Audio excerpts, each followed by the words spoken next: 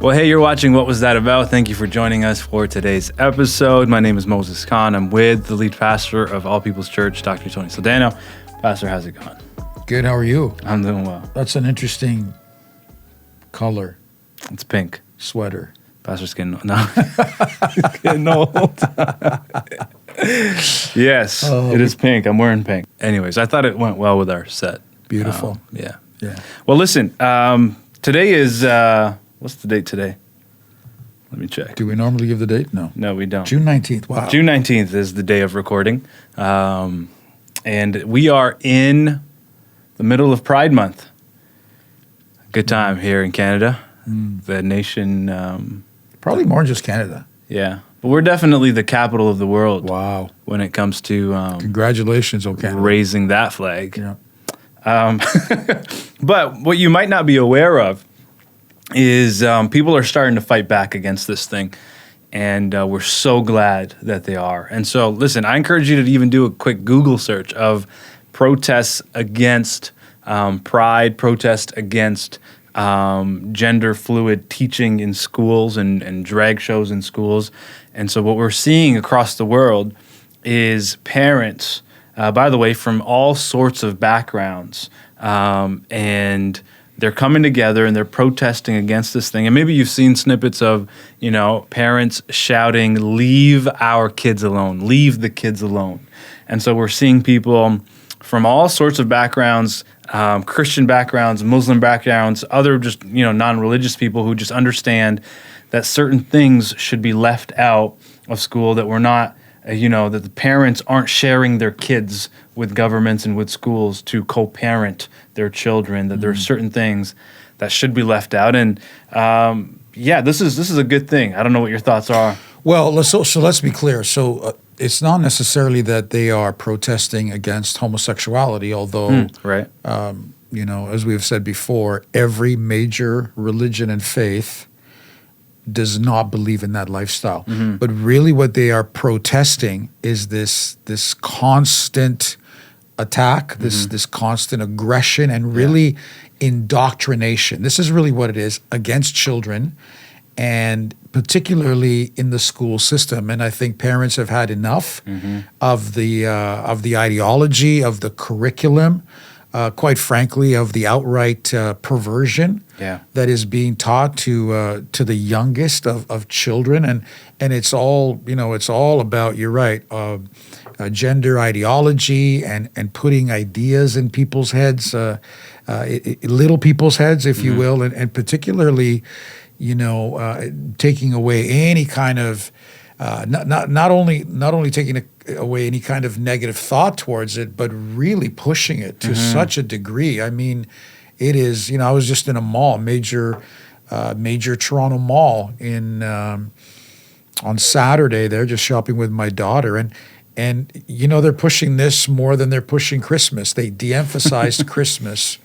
And don't say Merry Christmas, but boy, Happy Pride is no problem saying that. So yes, people are fed up. People are pushing back. They don't want this shoved down their children's throat because children are impressionable. Right. And what you tell them, they're going to absorb, and all this drag queens and in schools and in libraries and all of it, of course, and they can't deny this.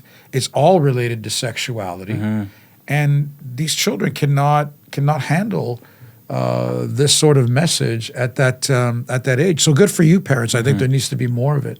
Yeah. And I think a whole part of it is that they are perverting the kids.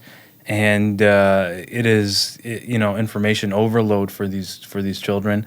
And many parents don't even know, what's happening at the schools. They don't approve of it when they do find out what's happening. And so they're fighting back. Now, what's interesting about these protests is that, the alphabet and rainbow people are labeling these protests as acts of hatred. But if you watch any footage, this is the funny part, if you watch any footage, there's the parents who are protesting against this thing, and then there are the alphabet people. And if you just observe which side is more aggressive, which side is more violent? It is the one, that are, about pride and everything else. And so it's like they're causing the hatred, but then they want to label these parents haters and people who stir up hateful acts and violent and all of that. Meanwhile, it's their side. Yeah. And Pastor Moses, really it's rooted in the Bible, isn't it? In the sense that the Bible exposes the spirit that's behind this movement. Right. When you look at the people that came out, Yeah. against Lot, and they came really to sexually abuse these two angels that were there to judge Sodom and Gomorrah. It describes their behavior. Yeah. They're aggressive. They're violent. They threatened Lot. Yeah. And because Lot was protecting these two angels, and there it is. That is the spirit behind the movement. Now, is everybody in that movement like that? No, they're not. But there is a radical side to them. They're not interested in discussion. They're not interested in the fact that, hey, these are not your children. Right. It's just this is our ideology. They started at tolerate. It went from like, hey, tolerate us, accept us, normalize us. And now it's like bow down to us because we are coming after your children. Yeah. And it's deeply rooted when someone like President Biden, I don't know if you've heard this, and he has said this multiple times, that he says basically the children belong to the nation. They're everybody's children. Wow. Right? Listen to his words, they're our children.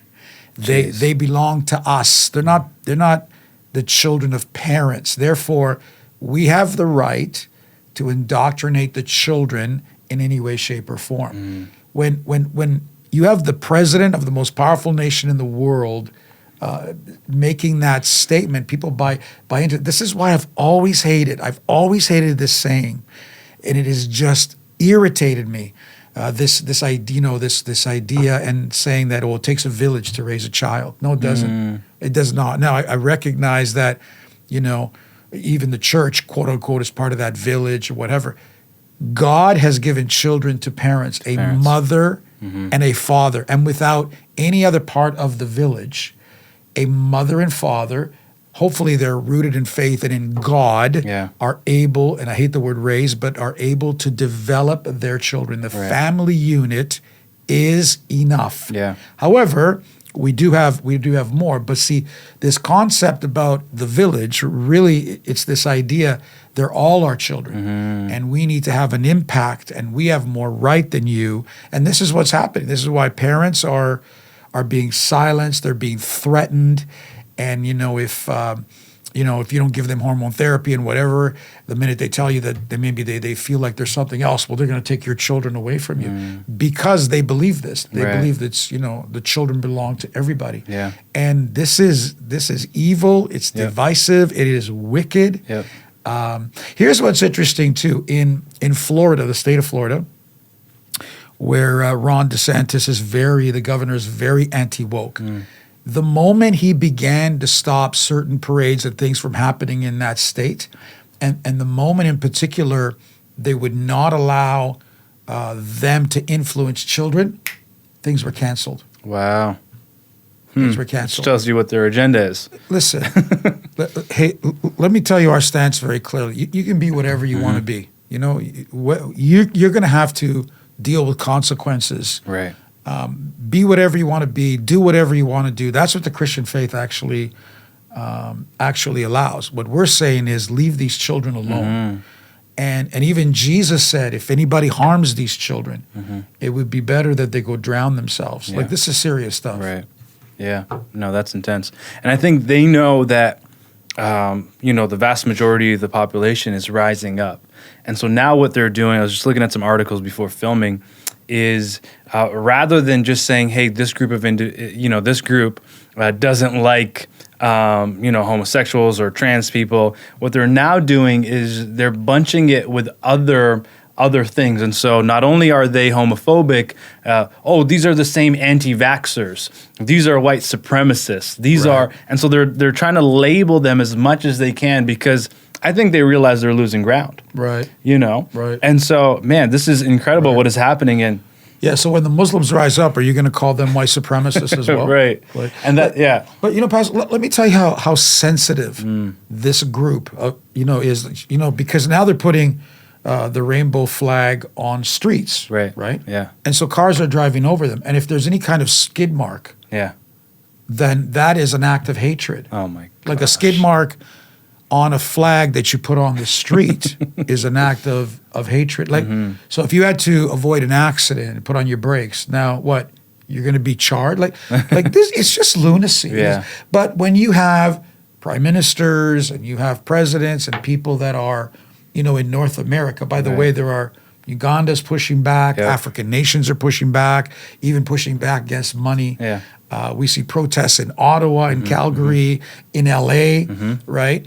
But of course, the mainstream media, they're not going to tell Yeah, you this. They're no. going to tell you that everything is just, That's right. all we're pushing forward, and this is the greatest thing. But it is starting. There is a ground root level pushback Yeah. that is coming from parents, and if the majority, I've always talked about the silent majority, if they rise up and they voice their concern, this actually is what we need. Yeah. Because somebody has to protect these children Right. Yeah. from sexualization, from perversion, and we could even talk about, there's a school now in Toronto that has no male and female bathrooms. It's just Great. there you go. I have two daughters. If my daughters at the age of 12, 13, times of body changes, puberty, what have you, are now going to be I'd have lost my mind. Right. I'd have lost my mind in washrooms with boys. Like it's just, and Pastor Mo, it's always about making the minority feel comfortable while the majority suffer. It is bizarre. So if they want to be comfortable, build their own washrooms. Right. Give them their own space. Give them their own locker rooms. Yeah. Why do they then have to make the majority uncomfortable? Yeah, I agree. And every time we hear about the majority of parents agree. No, they don't. Toronto. This was the Toronto Star, left wing, radical, paper. No, the majority don't agree. You don't actually Wow. write on these protests, do you? Where in the Toronto Star, do you find that these protests are going on? Nowhere. Right. Because they have to push an ideology. Yeah, exactly. Well, listen, this is, I'm feeling a little bit more hopeful. I don't know about you. Maybe, we'll continue to see more parents push back. I know a lot of parents are deciding whether or not to send their kids back in September to homeschool them or to put them in a private school. And, that is awesome. Yeah. That is awesome. And Pastor Mo, if COVID did one thing, that was actually good, COVID revealed what was being taught in these schools. Yeah. Because before that, parents had no idea. idea. So they had to be homeschooled. Yeah. All of a sudden, they're watching this curriculum, they're watching these lessons, they're hearing these things happening. It was COVID that revealed what was happening in schools. And good for them. You know what? Maybe that's what has to happen.